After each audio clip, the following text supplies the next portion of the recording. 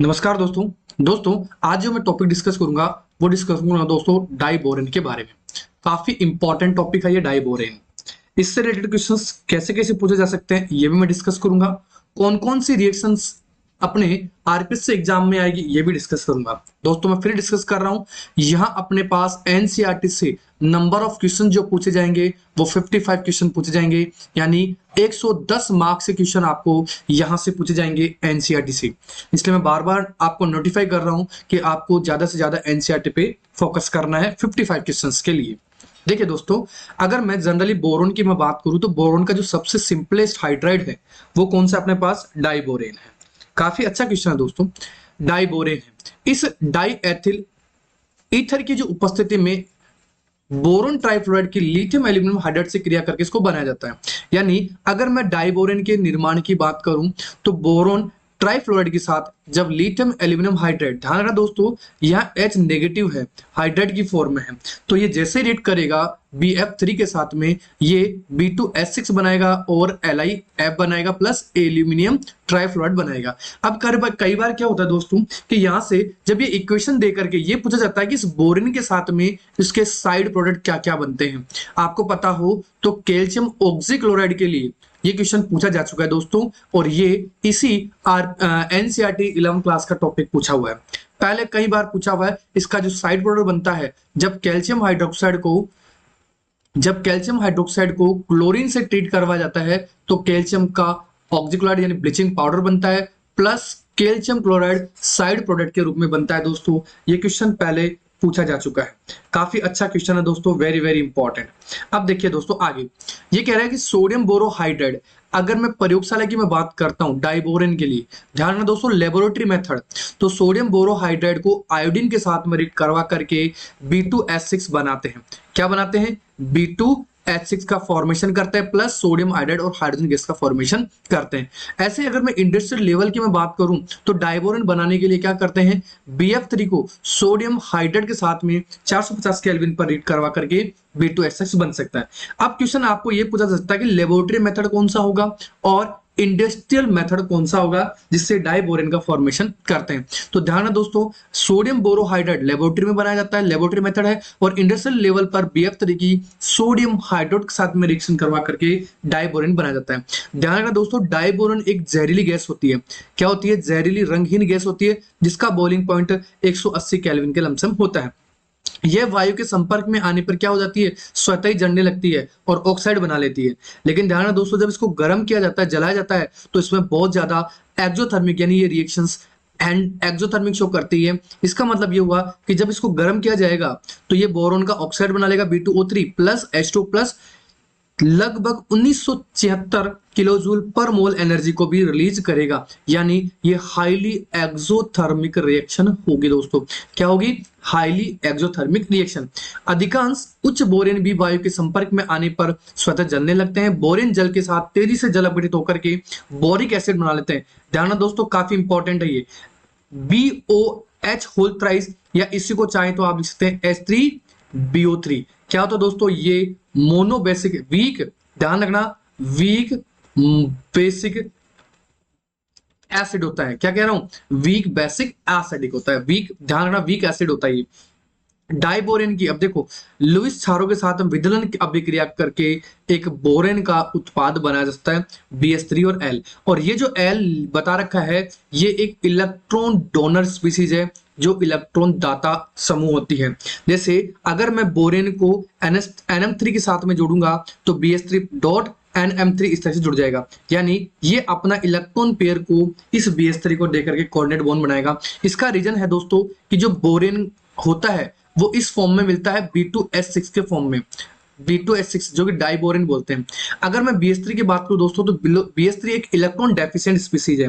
क्या है? एक इलेक्ट्रॉन न्यून स्पीसीज है। इसका मतलब ये हुआ कि ऑक्टेट को कंप्लीट करने के लिए किसी भी इलेक्ट्रॉन डोनर के साथ में ये आसानी से बॉन्ड बना सकता है। एक बार क्वेश्चन ये पूछा है दोस्तों कि यहाँ इस BF3 के साथ में कितने NH3 बॉन्ड बना करके जुड़ेंगे, तो ध्यान रखना दोस्तों यहाँ 2 अमोनिया के मॉलिक्यूल जुड़ते हैं, वेरी वेरी इंपॉर्टेंट बोरेन के साथ। ऐसे B2S6 को जब कार्बन मोनोऑक्साइड के साथ रिएक्शन करवाया जाता है तो BS3 डॉट CO का कंपाउंड बनता है दोस्तों। आगे चलिए दोस्तों, यहां देखिए डाइबोरेन की जब अमोनिया के साथ रिएक्शन करवाई जाती है, ये काफी इंपॉर्टेंट क्वेश्चन है दोस्तों, वेरी वेरी इंपॉर्टेंट। ध्यान रखना दोस्तों, यहां से क्वेश्चन अपने को पूछा जा सकता है भैया। डाइबोरेन की मैं बात करूं तो डाइबोरेन की रिएक्शंस जब अमोनिया के साथ करवाई जा रही है, काफी इंपॉर्टेंट है। तो देखिए B2S6 2NH3 ये भी मैंने जस्ट बताया है, और इसी B2S6 डॉट 2NH3 को ये क्या कह रहे हैं, इस फॉर्म में भी लिखा जा सकता है BH2NH3 होल ट्वाइस प्लस, ये प्लस यहां नहीं आएगा दोस्तों, यहां पर आएगा इंटू BH4 माइनस। अगर देखिए दो तो बोरोन रही, चार और दो 6 हाइड्रोजन रहे, और ये 2 अमोनिया के मॉलिक्यूल। तो यहां ध्यान रखना, इसी कंपाउंड को अपन किस फॉर्म में लिखा जा सकता है, इसको BH2NH3 whole twice plus BH4 minus. और इसी कंपाउंड को जब आप और गर्म करते हो दोस्तों, इसी कंपाउंड को जब आप और गर्म करते हो तो ये बनाता है B3N3H6, B3N3H6। इसी को ध्यान रखना दोस्तों, आपने नाम दिया होगा इनऑर्गेनिक बेंजीन। अब ये डायरेक्ट फॉर्मूला पूछा जा सकता है, इनऑर्गेनिक बेंजीन भी कहते हैं इसी को बोराजीन भी बोलते हैं। वेरी वेरी इंपॉर्टेंट, ध्यान रखना, इसको क्या बोलते हैं अपन, इनऑर्गेनिक बेंजीन कहते हैं। ये यहां पे बना रहा है, और जब इसको वापस जाकर के हीट करोगे दोस्तों, तो ये हीट करने पर B3N3H6 का फॉर्मेशन करेगा। अब देखिए दोस्तों, अगर मैं बात करूं इस बोरेन की स्ट्रक्चर की, देखिए यहां पर ये मैंने ले लिया बोरेन, ये रहा अपने पास बोरेन, ये हाइड्रोजन है दोस्तों यहां पर। तो सबसे पहले ये ध्यान रखना दोस्तों, ये जो सेंटर वाला है BHP बॉन्ड, ये जो 2 BHP बॉन्ड बन रहे हैं, इन बॉन्ड्स को नाम दे रखा है बनाना बॉन्ड। क्या कहते हैं दोस्तों, बनाना बॉन्ड अपन बोलते हैं। और सबसे बड़ी बात, इस बनाना बॉन्ड के लिए कहा जाता है कि यह 3 तो एटम यानी 3 सेंटर्ड, और इस हाइड्रोजन के साथ में जो बॉन्ड बनाने में कितने इलेक्ट्रॉन काम में आ रहे हैं इस बोरोन के, तो वो आ रहे हैं 2 इलेक्ट्रॉन। यानी इसको अपन कहते हैं दोस्तों 3 सेंटर्ड 2 इलेक्ट्रॉन, यानी 2 BHB 3 सेंटर्ड 2 इलेक्ट्रॉन की फॉर्म में है। और ये जो टर्मिनल है दोस्तों, ये टर्मिनल वाले 2 सेंटर्ड 2 इलेक्ट्रॉन की फॉर्म में होते हैं। तो ये काफी इंपॉर्टेंट क्वेश्चन पूछा जाता है कि डाइबोरेन के अंदर बनाना बॉन्ड जो होता है वो 3 सेंटर्ड 2 इलेक्ट्रॉन की फॉर्म में प्रेजेंट होता है। वेरी वेरी इंपॉर्टेंट क्वेश्चन है दोस्तों, वेरी वेरी इंपॉर्टेंट। चलिए आगे चलते हैं दोस्तों।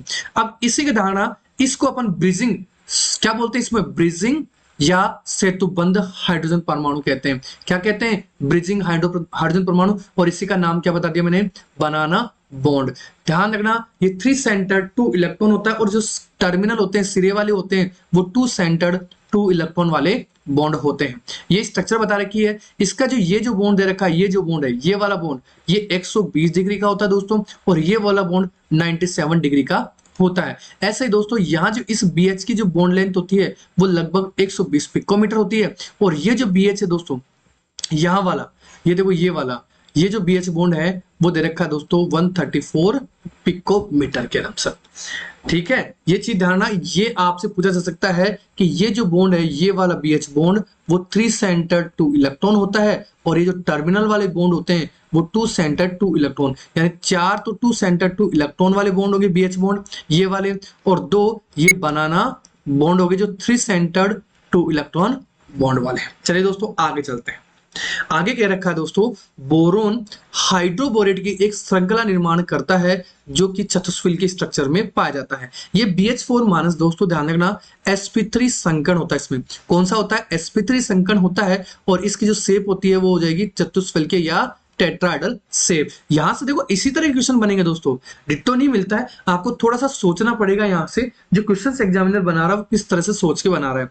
धातु की टेट्राहाइड्रोबोरेट ज्ञात है दोस्तों, लिथियम और सोडियम के टेट्राहाइड्रोबोरेट बोरोहाइड्राइड कहलाते हैं। जैसे अपन जानते हैं lithium aluminium hydride, sodium borohydride, ये हम जानते हैं दोस्तों, lithium aluminium hydride, sodium borohydride, इस तरह से अपन जानते हैं इनके बोरोहाइड्राइड। इन्हें धातु हाइड्राइड की डाइइथल ईथर की उपस्थिति में डाइबोरेन से अभिक्रिया करके बनाया जा सकता है दोस्तों। तो ये मेटल हाइड्राइड है, ये बोरोन है, और इनकी रिएक्शन करवाने पर अपने को क्या मिल रहा है, ये बोरोहाइड्राइड का निर्माण कर रहा है दोस्तों।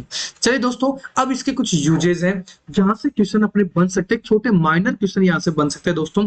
वो क्या है, जो बोरोन के जो फाइबर होते हैं उनका जो प्रयोग है वो बुलेट प्रूफ जैकेट बनाने के लिए किया जाता है, वायुयानों के हल्के सघन पदार्थों के निर्माण में। अब देखो, जो एरोप्लेन होते हैं उनके जो पुर्जे होते हैं वो भी बनाने के लिए काम ले जाते हैं। यहां से देखो, अच्छा क्वेश्चन है, बोरोन 10 बोरॉन जो कि आइसोटोप है, ये न्यूट्रॉन अवशोषण की अत्यधिक की क्षमता होती है, यानी न्यूट्रॉन को अवशोषित करने की क्षमता होती है। अब देखो, न्यूट्रॉन्स की बात करें तो न्यूट्रॉन्स जहां बाहर निकलते हैं रेडियो एक्टिव रिएक्शंस में, उन्हीं में काम में ले जाते हैं इनको।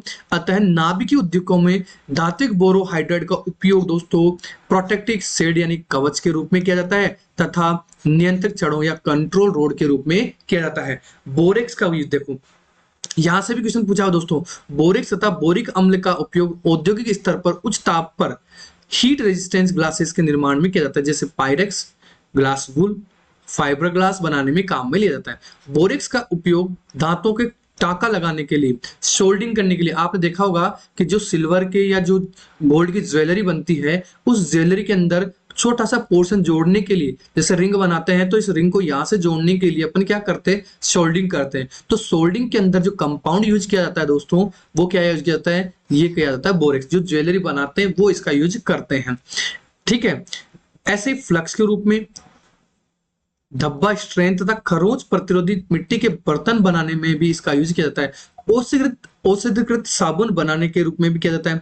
और बोरिक अम्ल का जो जलीय विलयन है दोस्तों, वो माइल्ड एंटीसेप्टिक या प्रतिरोधी के रूप में किया जाता है। और आपको बताओ दोस्तों, ये आई ड्रॉप के रूप में काम में लेते हैं, यानी जो लोशन होता है, आंखों में जो दवाई डालती हैं, उसमें बोरिक एसिड भी एज ए एंटीसेप्टिक पाया जाता है, आई ड्रॉप के अंदर बनता है सर। अब देखिए दोस्तों, जैसे किसी आंख में घाव हो जाता है ना, तो उस केस में, या कोई कचरा गिर जाता है उस केस में इसका कंटेंट यूज किया जाता है बोरिक एसिड का। ऐसे देखिए दोस्तों, एल्यूमिनियम की बात करें तो एल्यूमिनियम का जो कलर होता है वो रजत से होता है, सिल्वरी व्हाइट होता है, रंग की एक धातु चमकीली होती है, ये टेंसाइल स्ट्रेंथ होती है, यानी इसको अपन लंबा बजा सकते हैं। इसकी वैद्युत और उसमें चालकता होती है, अपन जानते हैं। अब देखिए दोस्तों, यहां से एक क्वेश्चन पूछा जा सकता है, ये लाइन इंपॉर्टेंट है, अगर आपने ये लाइन नहीं देखी तो बहुत बड़ी प्रॉब्लम हो जाएगी, क्योंकि अगर क्वेश्चन बना तो यहां से जरूर एक बार क्वेश्चन बनाने की सोचेगा। भार से भार आधार, वेट टू वेट बेसिस पर एल्यूमिनियम की चालकता दोस्तों कॉपर से भी क्या हो जाती है, दुगनी हो जाती है। ये इंपॉर्टेंट है। और अगर आपको याद हो, चालकता का जो क्रम था अपन ने ये पढ़ा था, कॉपर, एजी, एयू और फिर एल्यूमिनियम अपन ने पढ़ा था। लेकिन अब ये कह रहा है कि अगर भार से भार, अगर मैं बेसिस की बात करूं, वेट टू वेट की बात करूं, तो उस कंडीशन में इस एल्यूमिनियम की चालकता कॉपर से भी डबल हो जाती है। ये काफी इंपॉर्टेंट है। इसके अलावा देखिए, दैनिक जीवन में अगर बात करूं तो उद्योगों में एल्यूमिनियम का अत्यधिक उपयोग किया जाता है। कॉपर, मैग्नीशियम, सिलिकॉन तथा जिंक के साथ में मिश्र धातु के निर्माण में भी किया जाता है। एल्यूमिनियम तथा उसकी मिश्र धातुओं को विशिष्ट आकृति वाली, जैसे पाइप बनाने में, ट्यूब, छड़, पन्नी, तार, प्लेट आदि बनाने के लिए काम ले जा सकते हैं। इसका उपयोग बर्तन बनाने के लिए भी किया जाता है दोस्तों। ये भी अपन जानते हैं कि इनका उपयोग क्या करा रहा है, बर्तन बनाने में भी किया जा रहा है। ऐसे दोस्तों, एल्यूमिनियम एक टॉक्सिक नेचर का होता है, यानी एल्यूमिनियम की जो प्रकृति विषैली होती है, अतः घरेलू कार्यों में एल्यूमिनियम और इसके यौगिकों का उपयोग कम से कम करना चाहिए। क्योंकि आजकल आज जानते होंगे दोस्तों कि जो खाने को पैक करते हैं, अपन रोटी को पैक करने के लिए एल्यूमिनियम फॉइल का यूज करते हैं, जो कि हानिकारक होता है।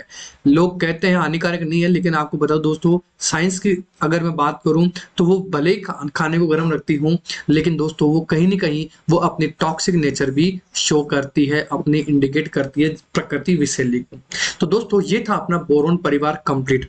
दोस्तों, नेक्स्ट क्लास के अंदर मैं आपको बता दूं, आपको मैं डिस्कस करूंगा दोस्तों कार्बन के बारे में। कार्बन के जो एलिमेंट्स हैं उनकी मैं पूरी डिटेल डिस्कस करूंगा। इनके अंदर जितने भी करेक्टर्स होंगे, भले वो आयनेशन पोटेंशियल के हों, डेंसिटी के हों, जो भी क्वेश्चंस हैं, मेल्टिंग पॉइंट, बॉइलिंग पॉइंट, उन सब के डिस्कस करूंगा। इसके साथ साथ इसकी जितने भी केमिकल रिएक्शंस हैं उनको भी 1 बाय 1 मैं डिस्कस करूंगा। दोस्तों, अपना जो 55 क्वेश्चंस का जो टारगेट है वो लगभग कंप्लीट हो चुका है। थोड़ा सा बच रहा है, केवल पी ब्लॉक बच रहा है। इसके बाद में फिर केवल फिजिकल केमिस्ट्री बचेगी, जिसके अंदर मैं डिस्कस करूंगा काइनेटिक्स, वैसे मैंने मैक्सिमम कर लिया काइनेटिक्स के बारे में भी, इलेक्ट्रो डिस्कस करूंगा, सरफेस केमिस्ट्री डिस्कस करूंगा और सॉल्यूशन में डिस्कस करूंगा दोस्तों। तो फटाफट मैं इसको कंप्लीट करवा करके मैं अपने यूजी लेवल का जो सिलेबस है उसको डिस्कस करना चालू कर दूंगा दोस्तों बहुत जल्द है। ठीक है दोस्तों, रेगुलर आप वॉच कीजिएगा। अगर किसी को कंटेंट या कोई टॉपिक मिल नहीं रहा है तो आप मेरे को जरूर कमेंट बॉक्स में कमेंट करके बता सकते हैं। और अपना जो टेलीग्राम चैनल है उसके लिए भी आप ज्वाइन कर सकते हैं। टेलीग्राम चैनल में आपको जो पेपर्स हैं वो मिल जाएंगे, इनकी पीडीएफ मिल जाती है। इसके अलावा जो नोट्स की पीडीएफ है वो भी आपको प्रोवाइड करवा दी जाती है। काफी सारा मैटर मैंने ऑलरेडी टेलीग्राम चैनल पर डाल दिया। AR केमिस्ट्री धाम, RPSC केमिस्ट्री AR केमिस्ट्री धाम के नाम से है दोस्तों। आई होप आपको ये क्लास अच्छी लगी होगी दोस्तों। शेयर जरूर कीजिएगा, लाइक नहीं किया तो लाइक जरूर कीजिएगा। थैंक यू, जय हिंद।